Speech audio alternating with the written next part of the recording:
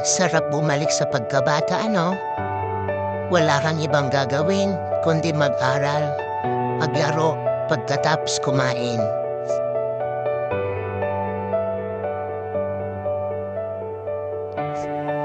Ngunit habang tayo tumatanda na, nakakaranas na tayo ng problema at pagsubok na parang kasing taas ng bundok.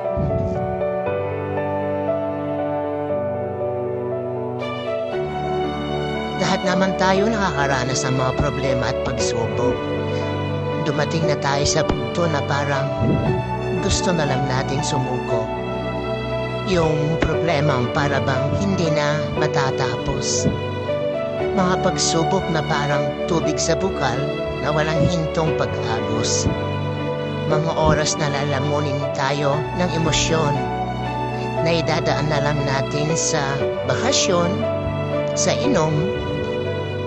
Pero pagdating ng kinabukasan, balik naman sa dati. Lahat tayo ay may kanya-kanyang pinagdadaanan. Wala naman daw taong wala niyan. Pero tandaan natin na hindi ka bibigyan nito kung hindi mo kaya. Kailangan lang nating hanapin, tahakin ang mga bagay na makapagpapatatag sa atin.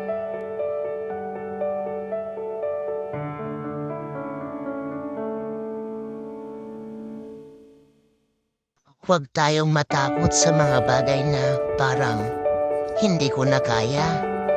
Kasi nakakapanghinaya ang salitang sinubukan ko sana.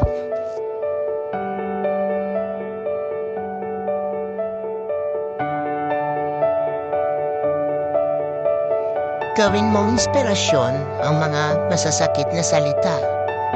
Walang kahit ano o kahit sinong makakapagpahinto sa taong nangangarap.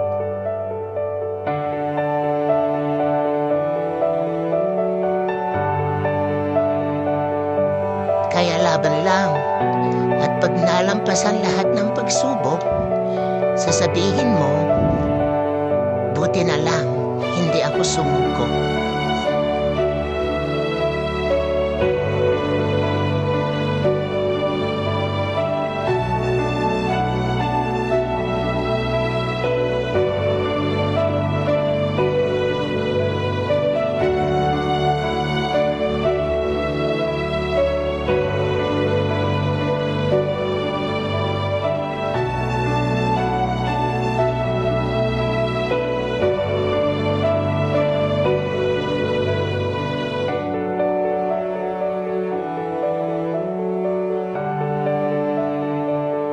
That's okay.